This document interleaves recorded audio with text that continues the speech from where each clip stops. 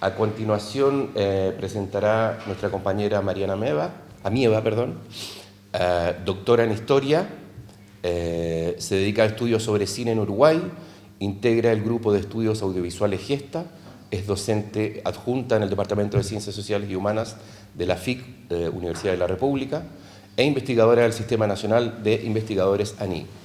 Fue editora de la revista 33 Cines, Fondo Concursable MEC 2009, 2011 y 2013. Ha publicado De Amores Diversos, Derivas de la Cultura Cinematográfica Uruguaya, 1944-1963.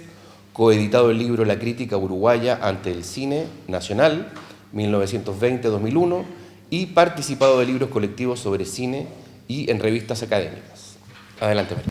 Primero quiero agradecer muchísimo a la Fundación por darnos esta oportunidad y a Marina, principalmente, también a Valeria, a Sabine, por haber organizado este espacio que ha resultado mucho más interesante de todo lo que hubiera podido imaginar al respecto y creo que abre muchas perspectivas.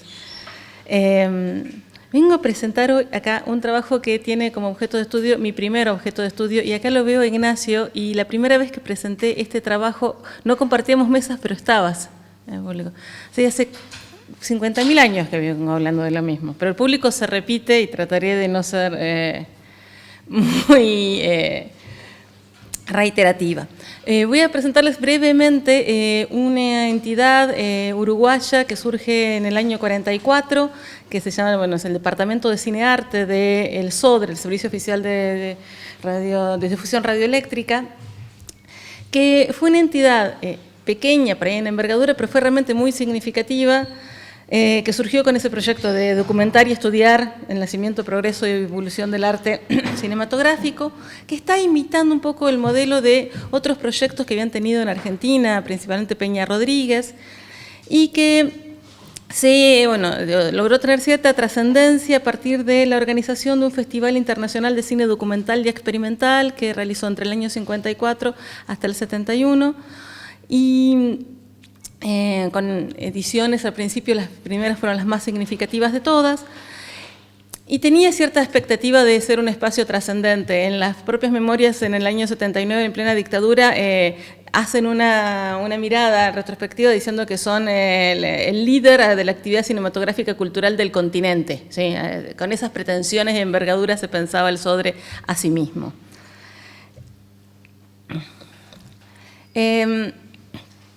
Uno de los elementos que me parece importante destacar de esta institución, dirigida por Danilo Trelles, que fue su fundador, luego voy a hablar más sobre Danilo Trelles, eso lo dejo para el final. Fue una frase que pone en su balance que para mí termina siendo como un leitmotiv de gran parte de toda su empresa, que la idea de pensar que todo ese material, ¿sí? Estamos hablando de ese material vinculado a los archivos de cines y nuevas cinetecas y filmotecas que se estaban generando alrededor del mundo, que hasta entonces era un cenáculo cerrado de entendidos, fue brindado al gran público cinematográfico, reivindicando su esencia de arte de masas, ¿sí? Palabra a la cual vamos a volver más adelante. Pero en principio tenía esa vocación de ampliación, salir de ese concepto de la cinefilia erudita para llevar una función del cine por fuera del circuito comercial a públicos muy amplios. Ahí tenemos esa parte de esa vocación, de esa ampliación de públicos. Estas son las salas auditorios, sí, que llevaban muchos escolares, y había una vocación también de ampliar hacia los espacios de formación. Y estos son los catálogos de los festivales de la primera época, que son los que yo vengo estudiando, donde estuvo todavía Danilo Trelles bajo la dirección del departamento. Cuando él hace en la década del 90 una mirada retrospectiva sobre su accionar, ¿sí? Considera una frase que me resultó muy significativa, dice: la actividad de cinearte del SODRE fue duramente atacada por la prensa y los sectores conservadores que no admitían la apertura de sus festivales de cine a todos los países del mundo, en un periodo en el que la Guerra Fría había decretado una especie de censura a las relaciones culturales con los países del Este. Esta frase, que es la síntesis con la que él piensa su obra, es el elemento con el que estoy organizando esta presentación.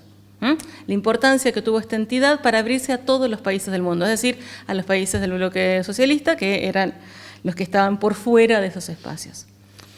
Voy a volver al festival más tarde, pero simplemente para explicarles ese concepto de la envergadura con la que se pensaba esta entidad.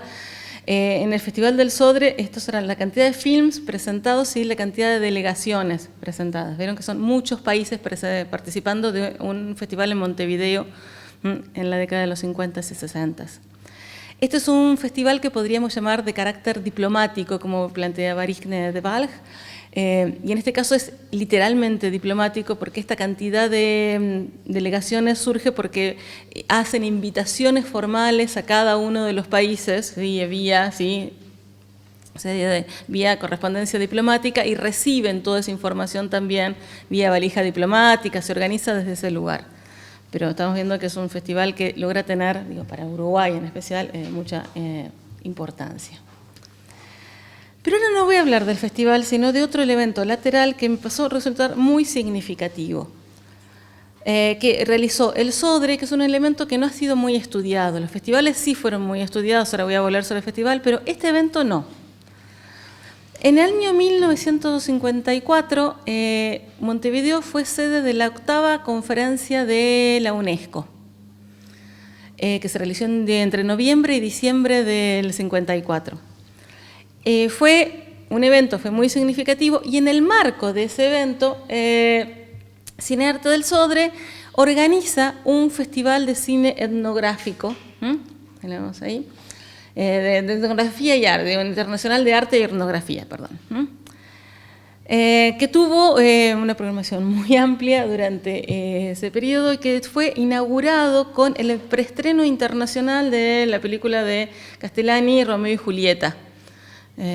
Fue como un acto así de celebración del encuentro y de la conferencia. Y en esa programación inaugural están todas las autoridades, el presidente de la UNESCO, están participando todos esos espacios. Empezamos a encontrar ahí esa programación variada de la que estábamos hablando, ¿sí? Un film de Italia, un film que no era de Luce, porque solían ser muchos de esos materiales de Luce, y una película de Ernst Zuckdorf, que era uno de los grandes protagonistas de los festivales del Sodre, que lo vamos a ver que el sueco visitó Montevideo en el año 58. Y también ya empezamos a encontrar ahí, además de una película de Lima Barreto, una película soviética.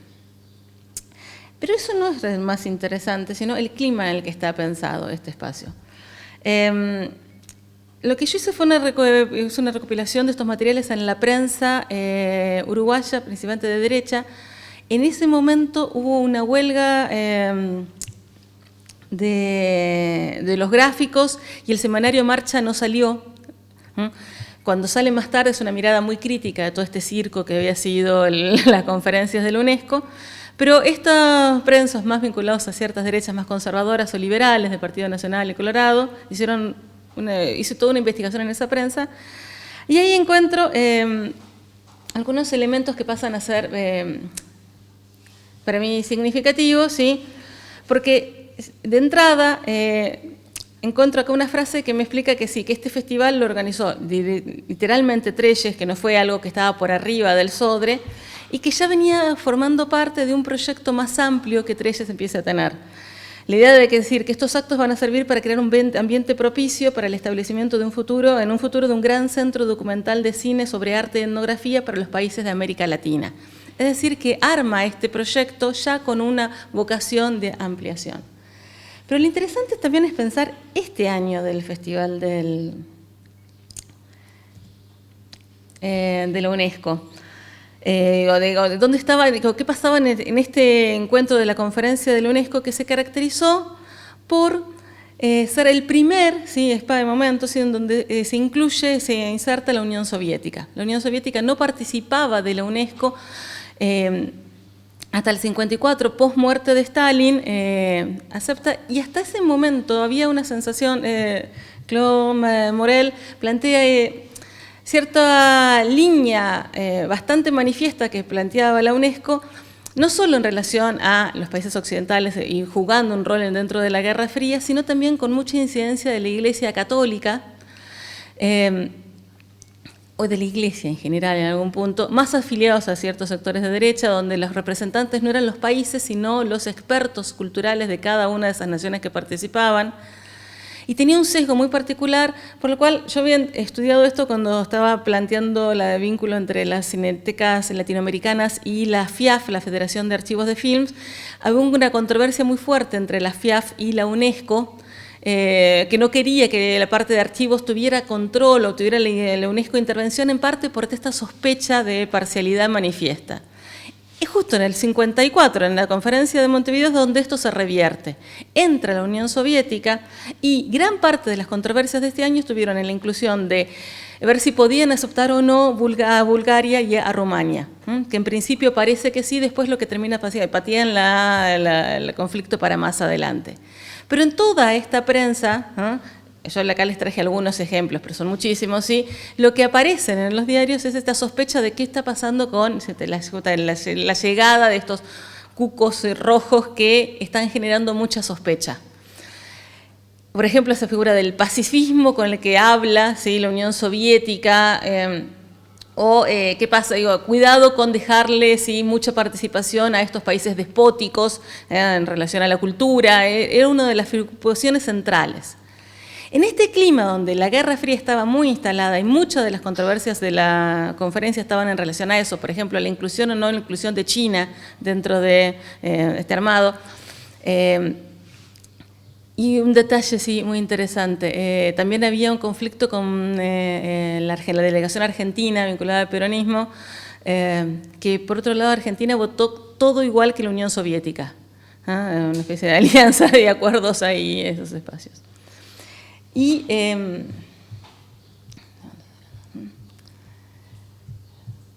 sí, estamos bien.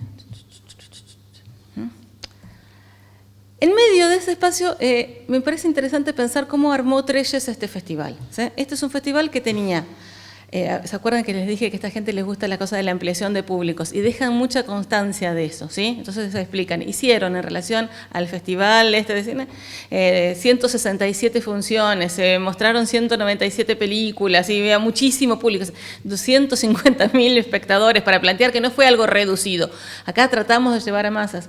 Se hizo principalmente en todos los lugares, Facultad de Medicina, Facultad de Arquitectura, Museo Pedagógico, espacios vinculados a la educación formal, donde había programas de todos los países, ¿sí? Era un repertorio muy amplio de muchos de esos países convocantes.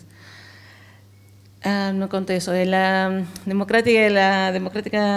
Alemania democrática no participó, era solo la federal. En medio de ese contexto, lo que hace Trelles es estar armado de todo este festival, pero en los programas especiales del auditorio del Sodre, que es la sala principal, ¿sí?, es el gran teatro Urquiza, que eran las proyecciones más importantes y las que contaban con programa, todas las programaciones, ¿sí?, estaban vinculadas a países del bloque soviético. Lo cual era como una especie casi de desafío, puso ahí una especie de énfasis en ese clima, digo, de hostilidad manifiesta frente a estas delegaciones de las que estoy participando. Yo encuentro que ahí fue que Trelles armó esos vínculos muy cercanos con no solo UNESCO, sino con algunos de estos países de estas delegaciones, y de ahí surge, 2 años después, organiza este proyecto del que estaba hablando, ya encuentro en la prensa hablando en el año 54, donde escribe un proyecto que por otro lado es muy interesante, Trelles, para generar este centro de sudamericano para la distribución, producción e intercambio de films culturales, científicos y de arte. Ese film, esos recortes de películas de los que estuvimos hablando ayer, ¿sí?, justamente este conjunto de materiales. Hay que organizar un centro que fomente, ¿sí?, a la producción, pero también a la circulación, y en esa clave latinoamericana.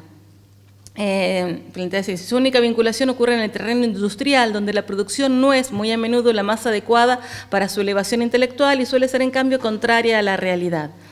El desarrollo pues, es un movimiento que tiende a cubrir dicho déficit. Debemos procurar fundamentalmente no solo a los gobiernos americanos, sino también a organizaciones internacionales, ¿sí?, ligadas a este problema. Tiene que haber un organismo supranacional que, ¿sí?, coordine este esfuerzo de esos países latinoamericanos y obviamente plantea que esa oficina, ese centro, va a estar en Montevideo, ¿sí? Y obviamente está planteada por él. Y más allá de eso, el proyecto obviamente no se realiza, ¿sí? Él muere. Y esto es parte también de otra intriga palaciega contra Henri Langlois. Si quieren, después se las comento, pero ahora no. Entonces, llegamos ahora sí a los festivales, ¿sí? Los festivales que puede ser que acá algunos me hayan ya escuchado hablar de estos festivales, pero el público se renueva, así que ahí explico. Volviendo al tema de esa pluralidad con la que estaba pensado. De lo que estoy planteando, ya les mostré el número de delegaciones, les estoy planteando acá de dónde venían esas películas y cuáles eran esas delegaciones.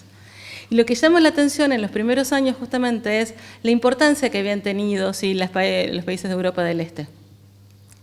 Que se mantienen, se van reduciendo, ¿sí? Pero se mantienen y empieza a haber reduciendo crecimiento de Europa y América y Norteamérica, que los junté en un grupo. También pasa a ser muy importante y destacado en relación a lo que estamos viendo, la importancia que va a tener la presencia de cines latinoamericanos en el año 58. Si bien son menos en número, los de América Latina, sí, empieza a crecer y pasa a ser muy significativa ahí en el 58 con unas visitas que ahora voy a comentar. Voy a pasar esto rápido. Estas son las premiaciones, pero para que vean que al principio tuvieron mucha presencia, principalmente Checoslovaquia. Y estas son las películas que pasaban para que se den cierta idea, pero no me quiero detener en los festivales. Ahora sí, en las visitas.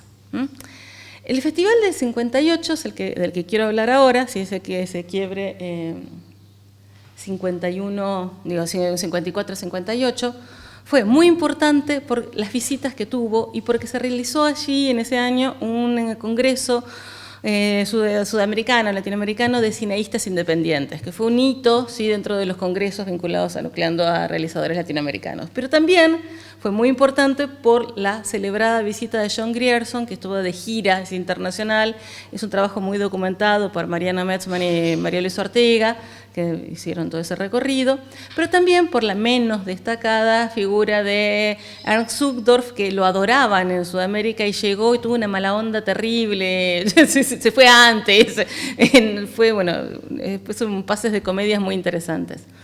Lo que a mí me llama también la atención es que eso también quedaba menos destacado, fue el espacio de consagración que tuvieron los realizadores latinoamericanos, como Jorge Ruiz, Manuel Jambí de Perú y Nelson Pereira dos Santos, que pasa a tener uno de esos primeros espacios de consagración ahí, y no solo eso, sino que luego Danilo Trelles le va a producir alguna de sus siguientes películas. La visita que sí quedó por fuera del radar y de la que no habló nadie, ¿sí? Fueron la de los miembros de la delegación de Alemania del Este, la Alemania democrática, que llegaron a Montevideo por una invitación del Sodre. Les muestro así, ahora después me voy a detener en cada una, pero estos son así. Estos son los dos titulares que encontré, solamente 2 medios ¿sí? Cubrieron esta presencia, los demás no. Y los términos ya los encuentran ahí, ¿sí? Analiza propósitos y deberes del cine, pero en acción habla así de principios ideológicos ya. Y esta visita llamó un poco la atención por justamente esa idea sobre el cine de forma declarada que empezamos a encontrar acá. En el diario Acción encontramos esas frases así, que citaban a Lenin, Marx, Goethe y Schiller, ¿sí? Pero señaló también esa idea que producía películas para las masas. Y vuelvo acá a esa idea de que empezamos a encontrar de forma referente. Y que en su país no se realizaban más películas meramente artísticas, sino que cada producción trata de señalar al pueblo el camino hacia la esperanza, inyectándole confianza en el porvenir. Y que se ajustan a los principios socialistas y por lo tanto reconocen que son tendenciosos, pero con tendencia hacia el bien. Pero fue más interesante porque le llamó mucho más la atención a un diario que sí ya es un diario conservador, La Mañana, que tiene más vínculos ya con la Iglesia Católica, con el Partido Nacional, que estaba medio escandalizado, ¿sí? Y le dedicó una nota muy larga, esto es un fragmento, ¿sí? Pero la nota era larguísima, era casi toda una página, por el escandaloso que le resultaba esa mirada, ¿sí?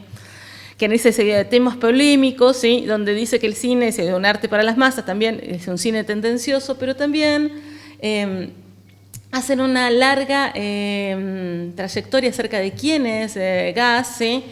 Y pensar esa mente esa idea de que el cine tiene que ser funcional, tiene que ser útil, tiene que cambiar algo, tiene que servir para algo, no solamente entretenimiento, y el Estado tiene que hacer eso y tenemos que pensar un nuevo cine pensado en estas situaciones. Ellos vinieron, ¿sí? Gass y, se me fue el nombre, Sperg, ¿sí? Richard Sperg, que era el representante también de DEFA, eran los dos trabajadores de DEFA. Gass también empezó a trabajar en DEFA en el 49, si bien temprano, trabajando allí, era uno de los directivos que también trabajaba haciendo guiones y películas.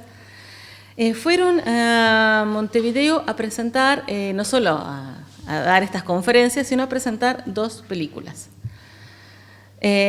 Una es La Rosa de los Dos Vientos, una película coral, ¿sí? Dirigida por Joris Ivens, que ya estaba radicado en la Alemania democrática, que recoge, parece que es una película a pedido de una organización de mujeres, ¿sí? Por la paz, organizaciones feministas, protofeministas del Este, que cuenta 5 historias también de superación de mujeres, cada una dirigidas por directores de distintos países. No me quiero detener ahora en La Rosa de los Vientos, aparte es una película que ha sido bastante tratada y que fue bastante elogiada en la prensa, ¿sí? Que es un tema de importante, admirable sentido cinematográfico, ¿sí? Y plantea que a pesar de que queda claro el contenido medio ideológico, digo, que se impone, ¿sí? la elocuencia de la película. En algunas críticas todavía plantean medio tendenciosa. Pero la otra, ¿sí? Es una película que se llama Du Unmacherkamerad, que generó mucha más controversia porque, ahora volvemos a encontrar cómo nos podemos empezar a citar entre nosotros, quiso ser censurada. Fue una película que intentó, la directiva del SODRE a demanda de algunos medios de prensa, etcétera, la quisieron sacar de programa justamente por lo explícito de contenido político. Finalmente el jurado decide que no, que hay que admitirla y censuran una película temprana de Rodolfo Kuhn por su contenido más explícito sexual. Después, si quieren, les paso ahí toda esta información en relación a esta censura. No sé si ¿alguien escuchó hablar algo de esta película de Tú y tus camaradas? Por eso me llamó la atención. Fue una película que parece que fue muy significativa en ese momento. Es un trabajo del matrimonio de Andrew y Amélie Tomdike, que fueron unos directores que fueron bastante importantes en Alemania, que fue un trabajo de film de montaje que lo que está analizando es las causas que llevaron a la guerra, a la Segunda Guerra, donde terminan trabajando a partir de mucho material de archivo, discursos, es un film de montaje que recoge desde discursos de Lenin a materiales contemporáneos, asocia, ¿sí? al gran capital, principalmente a la familia Krupp, con el nazismo, y ubican que parte de ese conflicto del nazismo tiene que ver con esa avanzada capitalista, con ese crecimiento y la exploración del capitalismo, y que hay que empezar por esa lucha contra el capitalismo hay que pensarla en clave antifascista, porque parte de esa ampliación de capital va hacia ahí. Y parece que es muy elocuente, ¿sí? Quedó realmente la gente muy conmovida por esta película, que es una película que era muy manifiesta en el discurso, en la propaganda política, y como un acto medio también, me imagino yo, de provocación, en este caso también de Trelles, a esta película que desde la directiva del SODRE la quisieron echar, ellos le dan una mención especial del jurado. Que no obstante no pertenece a ninguna categoría, sí, establecida por el valor documental que exuma la factura técnica del montaje y a pesar de su exclusión de documentos documentarios, sí, bueno, esa idea podría haber sido más objetiva, pero la destacan y la valoran positivamente. A la par de eso, lo que hace este concurso del SODRE, destacan principalmente a un montón de delegaciones donde excluyen a todos los países soviéticos. Es Francia, Reino Unido, Alemania Federal, Estados Unidos, ¿sí? También había una especie de paridad, se jugaba en el propio programa a veces la disputa de Guerra Fría que encontramos ahí. Esta película, ¿sí?, fue tan significativa para ese momento que además de las controversias en la prensa, que hubo disputa e intento de censura, lo que encontramos fue que después tuvo una deriva en el cineclubismo. Los dos cineclubes más importantes del país la proyectaron, en un caso con los comentarios que aparecían en la prensa uruguaya. Insisto, fue tan significativa que tenía reconocimientos dentro de la prensa, ¿sí?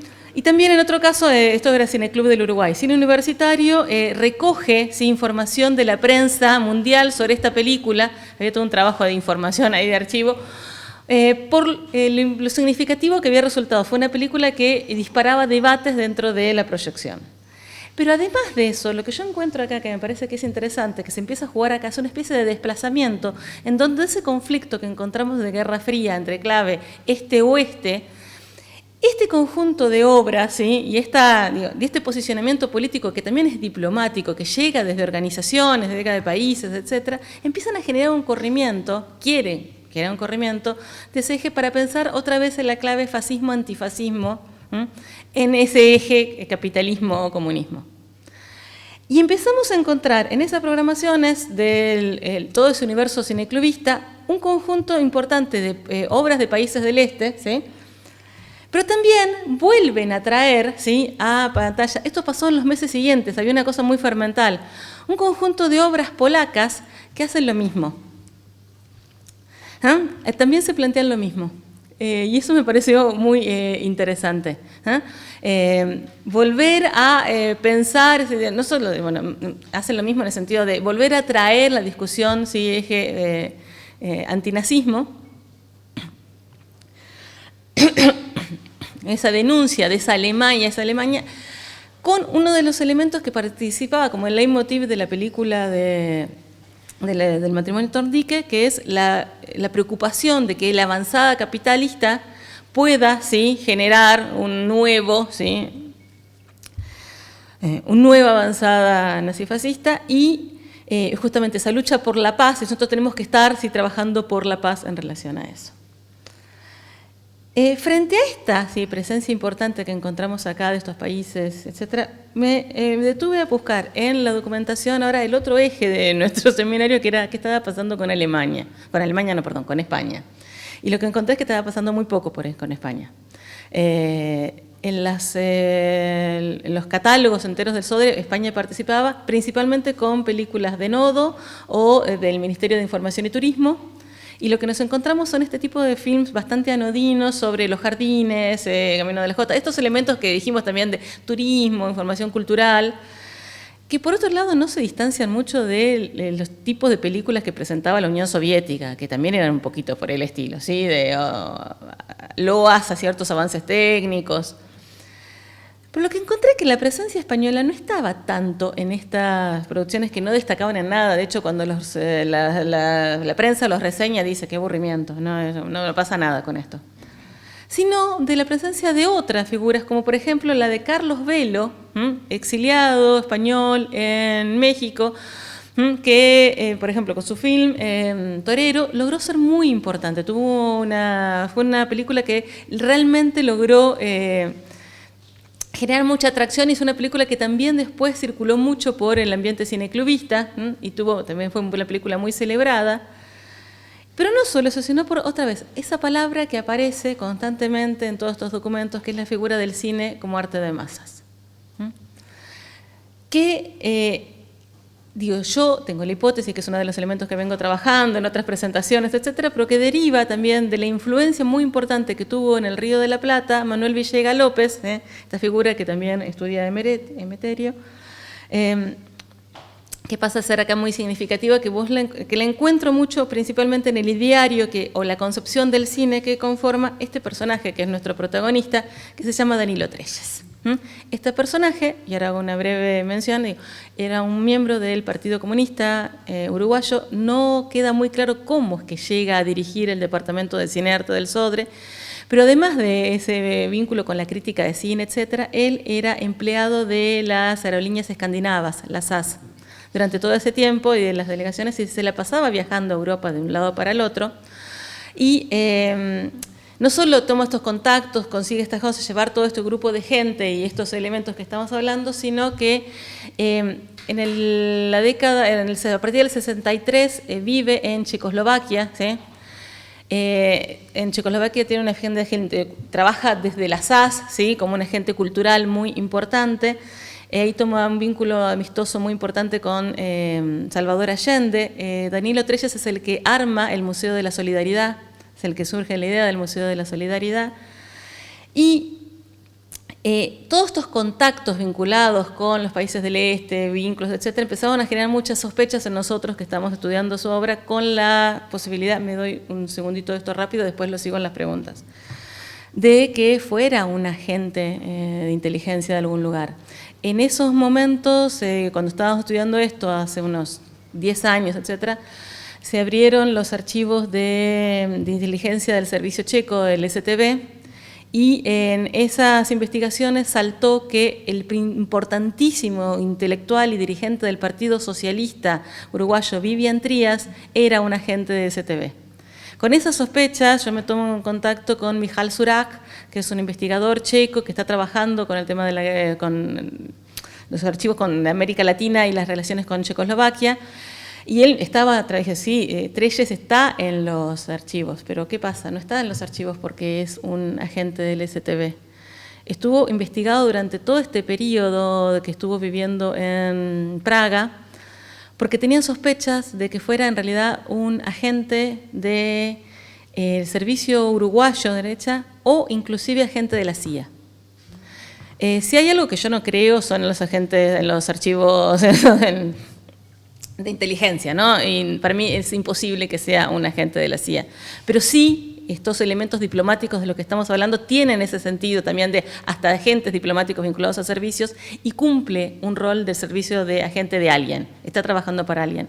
Él, no solo empezamos a encontrar todos estos mojones de vínculos, encuentros, espacios, sino que cuando estaba viviendo en Praga, y una de sus actividades también como miembros con esos contactos con SAS era pasar pasajes de un lado para el otro, y Praga era el lugar en donde llegaban los intelectuales latinoamericanos, intelectuales de todo el mundo que querían llegar a Cuba, porque era uno de los pocos lugares donde tenía conexión puente aéreo a Cuba. Y él era el que los recibía, ¿sí? Los acompañaba, había todo un proceso importante ahí de gestor. Entonces, bueno, también ahí encontramos otra vuelta vinculada a cine y diplomacia, que me parece que tiene que ver con todo este eje que había marcado. Bien. Ahí estamos. Muchísimas gracias, Mariana. Una pregunta, pero tú, un mancha camarada, no llegó al cine, salas de cine públicos. ¿Qué hacemos? ¿Recojo preguntas y querés? Sí. Si no, hagan todas las preguntas. Ok. Otra pregunta, porque, claro, es una época donde la política cultural de Alemania Occidental fue súper liberal, pero 10 años cambió totalmente, fue censurado, represivo, sacaron obras de teatro, películas. ¿Tú sabes algo sobre la continuación de la política cultural de Alemania Oriental en América Latina, Uruguay, para saber, entraran otras películas, proyectaran películas más popular de la DEFA en América Latina, en Uruguay? Porque sí, yo creo que en esta época de verdad fue la competencia entre dos Alemanias, ¿ya? ¿Quién es el mejor Alemania? ¿Quién es el Alemania de verdad? Sí.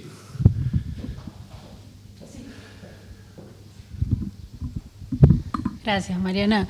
Me encantó tu trabajo. Justo le comentaba a Marina que todo el tiempo mientras hablabas yo estaba pensando en el trabajo de Surex sobre Vivian Trías. Y digo, esto es como un caso de Vivian Trías y mis preguntas iban a tener que ver con la biografía de Trelles. Y no, me parece alucinante la comparación y esta sospecha de que sea doble espía.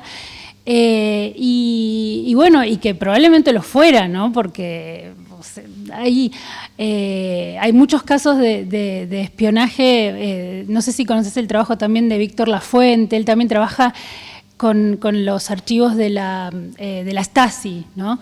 Entonces, bueno, eso también habría que ver ahí qué hay también sobre él. Y bueno, y en relación a eso y pensando en Alemania, no sé si podés saber más o incluso en la STV había más cosas sobre los vínculos de Trelles con la RDA, porque lo de Checoslovaquia era como algo que sí, que estaba muy de moda en ciertos sectores, también el Festival de Mar del Plata, ¿no? Es de esta época y trajo toda la Unión Soviética y Checoslovaquia, sobre todo Polonia, pero ¿por qué tanto de la RDA, ¿no? Porque no soy especialista, pero creo que en el Festival de Mar del Plata no sé si había, y si había muy poco, no era muy importante la RDA. Así que bueno, si sabes algo sobre eso.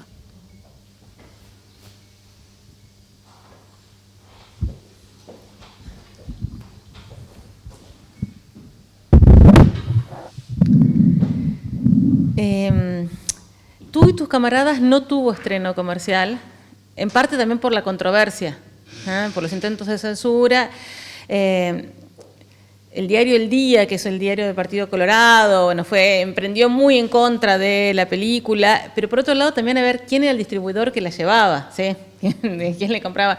Y esos elementos no habían estado presentes. De hecho, Homero Martínez Benet, años después, recordando esta película, se parece que ya ni siquiera quedó copia en el país.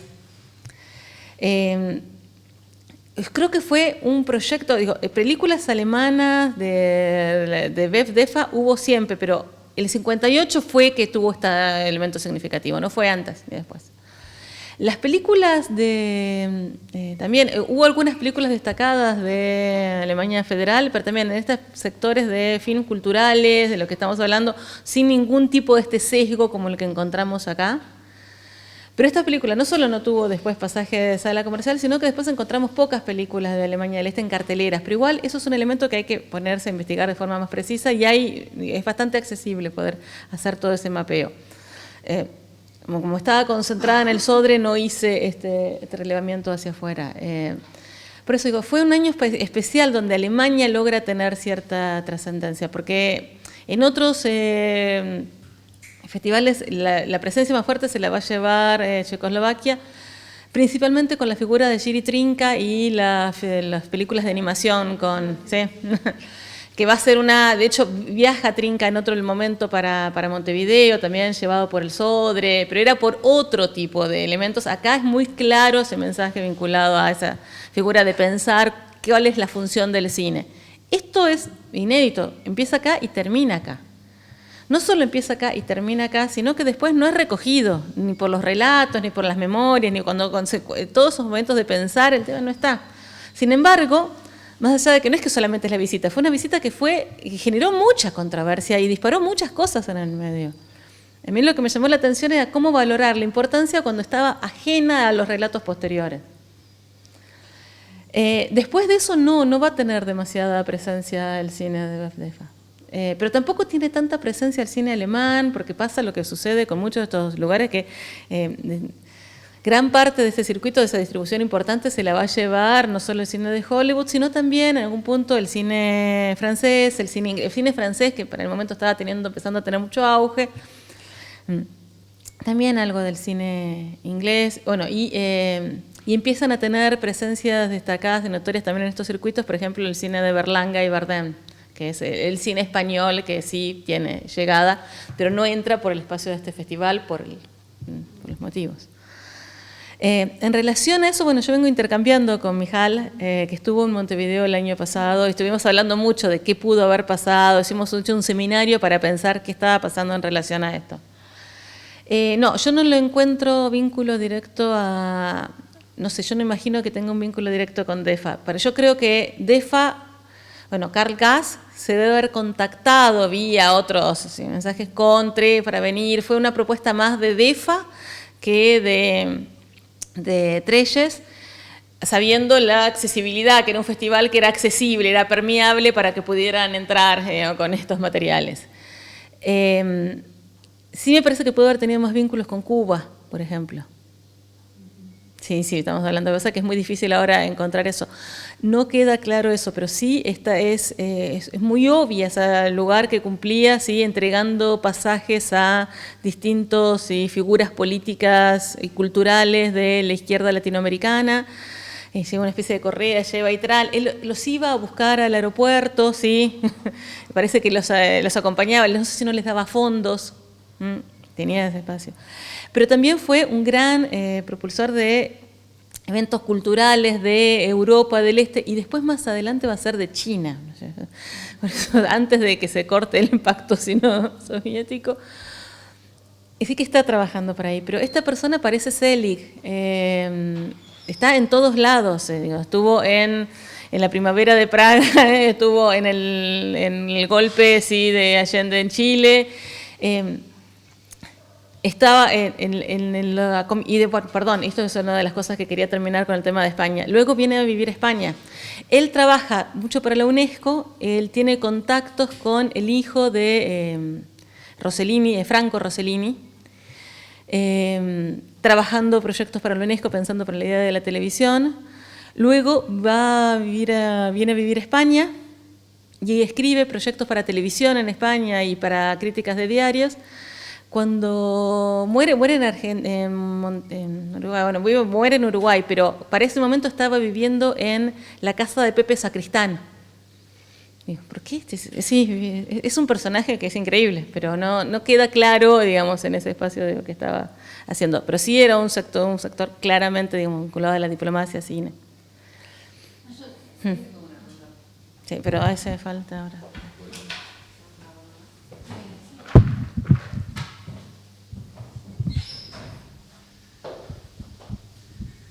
Bueno, muchas gracias, Mariana, re interesante. Yo tengo algunas preguntas medio genéricas, más sobre el Festival del Sodre, que me quedé pensando. La selección de las películas, ¿tenían que ser películas recientes o podían ser de 10, 15 años atrás? Digo, porque con esa variedad de países me generó esa duda. Y después las películas se quedaban circulando por las salas de Montevideo, o sea, este festival tuvo el efecto de que Uruguay tuviera una cartelera mucho más rica en términos de diversidad de origen de los países, y quedaron copias de las películas en la Cineteca uruguaya. No, bueno, sobre el tema de que vos decís que quedó ahí lo de la influencia de la RDA, ¿no? Yo ahora no me acuerdo, pero hubo una campaña de la República Federal Alemana, no me acuerdo el año exactamente, pero que se llamó Los niños miran el muro, por ahí te cruzaste con algo de eso, que fue una campaña de fotografías, como una instalación de fotografías que en los archivos de Alemania Federal fue muy importante esa campaña. Este Bundespresseamt del que yo hablé tiene un montón de documentación sobre eso, y a mí yo estaba buscando sobre Argentina y me llamó mucho la atención por qué había tanto de Uruguay, por qué era tan importante Uruguay cuando el centro del Bundespresseamt a través de este Rico Arendt estaba acá en Buenos Aires, ¿no? Bueno, entonces empezó esta exhibición en Montevideo, después volvió a Argentina, pero hubo mucha información en estos archivos sobre la repercusión de esta campaña de propaganda, ¿no? Entonces digo, era un terreno de disputa Montevideo, y quizás, tenía que ver con estos vínculos de estos agentes que trabajaban para la STB, no sé. Pero Alemania estaba interesada en qué pasaba en Montevideo, Alemania Federal, ¿no? Entonces, no sé, eso, después te paso bien las referencias de todo esto que te digo.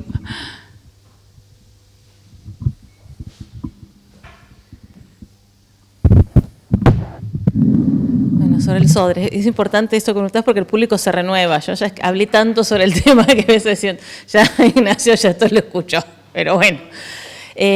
Es un festival que pide vía carta diplomática, ¿sí? Películas realizadas en los últimos 2 años, no pueden ser más que eso, a todos los países con los que Uruguay tiene vínculos diplomáticos. Y recibe todo lo que y proyecta todo. Entonces, yo lo que sostengo es que el Festival del Sodre funciona no como un festival, sino como un muestreo, ¿no? Porque no hay filtro, entonces tenés todo. Por eso podés tener las películas de Nodo, ¿sí? Que en otro lugar no hubieran aceptado. Tenés muchos materiales que... Y aparte la diversidad de los materiales es impresionante. Estamos hablando de muchos títulos, en algunos casos más de 400 títulos. Y eso hacía, que genera una mirada, una especie de un estado de la cuestión. ¿Qué significaba el cine en ese momento? Y algunos elementos muy consagrados, por ejemplo, las películas de Bernhard Hanstra, bueno, esos elementos estaban. En esos momentos se proyectaban en la sala auditorio, que es una sala muy importante, que está ahí en Andes y Uruguay, que es una sala grande, esa que ya les mostré las fotos ahí de los escolares, eso es la sala auditorio, es una sala muy importante. Había funciones todo el tiempo, de la mañana a la noche, y era un festival que duraba 1 mes y medio. ¿Martes eso? Recibían muchas visitas, pero era como eterno, era un gigantismo, la gente quedaba abatida, los comentarios en la crítica no daban más, esa cosa así, otra jornada, eran eternas. ¿Sí? Después había otras proyecciones, otras salas donde se proyectaban en 16 milímetros, porque en la sala auditorio no se podía, así que había algunos pases en 16 milímetros, y para eso también había un concurso de cine nacional, ¿sí? Que fomentó mucho al cine, la producción de cine uruguayo. Muchos de estos materiales entran y van porque es por valija diplomática, no quedan. En algunos casos aparecen, pero esos son los convenios que hace, pero la idea era que no quedaran, ¿eh? Van y vienen por valija diplomática. Después empezás a encontrar algunas cosas de comentarios de algunas películas que llegaron y que no se las devolvieron, qué sé yo, en la década del 60, creo que era Mecas, que se había quejado de que no le habían devuelto una de las películas que había mandado, va a ir cambiando, pero en principio es eso, es un material diplomático y lo significativo es eso, no hay selección. Se proyecta todo. Por eso, cuando hubo este intento de censura en el 58 fue tan escandaloso. Todo tiene que pasar, no. Empieza a haber ahí una especie de sesgo. Y después después de que pasaba todo este momento, ¿sí? De movilización, muchas de estas películas, como no quedaban, ¿sí? No podían seguir por carteleras, pero vía Sodre o con el apoyo de estas delegaciones, por ejemplo, lo que pasó quedaban un tiempo más. Por eso se pudo pasar tú y tus camaradas en el mes de agosto, julio y agosto, ¿sí? Se empezaban a encontrar. Pero lo que encontrás es que muchos de este circuito paralelo cineclubista quería proyectar estas películas. Entonces había funciones el domingo a las 10 de la mañana. O al revés, un sábado, ¿sí? A las 12 de la noche, después de proyectar así, había funciones del cineclubes donde se volvían a proyectar algunos de estos materiales. Las películas se pasaban, tenían 2 o 3 pases de acuerdo si hubieran sido galardonadas o no. Entonces estaban. Y Valeria, mira, no sé qué decirte, no conocía esta información, pero y ahora porque soy argentina viviendo en Uruguay, para la escena de esta guerra fría cultural de la que estamos hablando, Uruguay fue muy importante. Pero no solo eso, sino antes, hubo una conferencia, ¿sí? La 8ª conferencia de UNESCO fue en Montevideo, que realmente es muy chico. En principio porque vinculado a esas agencias, a los países principalmente del bloque occidental, etcétera, era una contraparte muy fuerte frente a una Argentina que en la década del 50 se había independizado, ¿sí? Estaba ajena, ¿sí? Ni yanquis ni marxistas, ¿sí? Entonces, Uruguay era el espacio de penetración de todas las políticas pro-norteamericanas. Los Estados Unidos tenía en Uruguay un ojo muy fuerte, y no solo Estados Unidos, después te empezás a encontrar, son muchos de esos dos países que tienen un eje muy fuerte, un foco muy fuerte. Como espacio de irradiación, porque se sabía que también Uruguay era un lugar donde había mucha llegada a Buenos Aires. Era el espacio en ese universo de Guerra Fría era la posibilidad de tener incidencias. En todas estas cuestiones hay vinculados a en los cines nazis que estuvimos hablando, del tema de neutralidad, son distintos los momentos, ¿no? Pero ese momento de hasta dónde llegamos con la neutralidad o no neutralidad, o cuáles van a ser los acuerdos, en Uruguay se firma la doctrina de Larreta de asistencia recíproca, donde se supone que tenemos que saltar con nuestros aliados a defender lo que los aliados quieran, ¿no? Y firma uno de esos acuerdos con Estados Unidos, con los cuales se compromete en la guerra de Corea. Uruguay tenía que mandar cosas. Es un país que funcionaba, ¿sí? Y eso no importaba que cambiaran de gobiernos blancos a colorados, ¿sí? En cualquiera de los dos casos eran ¿sí? norteamericanos. En algunos casos más directamente pro-norte. La sensación que me da con Uruguay para este tipo de cosas es que funciona un poco como Bruselas en Europa, ¿sabes? Sí, puede ser. Es un país que, donde puedes hacer cosas manteniendo los equilibrios entre Argentina y Brasil sin beneficiar a uno de los otros, entre los dos. Tenía que ver con eso, en algún punto. Es un sistema más o menos democrático, es estable. Sí, y funciona, por eso digo, diplomáticamente era un nodo importante donde muchas cosas pasaban por ahí. Pero por otro lado también, eso estaba muy claro, y el gobierno iba en ese sentido. En este momento hubo un periodo de lo que llamó el Uruguay neovallista, con el gobierno de Luis Vallaverde, de mayor amplitud, donde era más liberal, menos conservador, más ese eje de ese populismo vallista de principios del siglo XX, que asumía esa idea de pensar un lugar para la paz, de inclusión, y también de cierta apelación a lo popular. Yo creo que eso también explica, ¿sí? Que le hayan permitido a Trelles, ¿sí? o que no hayan frenado estas iniciativas de Trelles, que iba claramente en contra de una prédica del Estado-Nación general, ¿sí? Esta es una oficina de un departamento que funciona con cierto aviso de independencia. Porque una de las cosas que también se caracterizaba, y lo ves en la prensa, era cierta sospecha frente a estas cuestiones. Había cierto alineamiento claro, ¿sí? de Uruguay dentro de la Guerra Fría. Acá esto es Trelles, es lo que vengo a plantearles eso, ¿sí? No es el Sodre, no es el Estado uruguayo, es Trelles que está jugando un poco solo, un poco para alguien. Es muy difícil terminar de saberlo. Claro, pero hay varios Trelles, sí, por eso son varios. En cine es en otros lugares son otros, claro, sí. No, es muy permeable a que le pase de todo. También sí, yo creo que es un colador también, ¿no? Uruguay. Bueno, no sé si ya estábamos. Okay.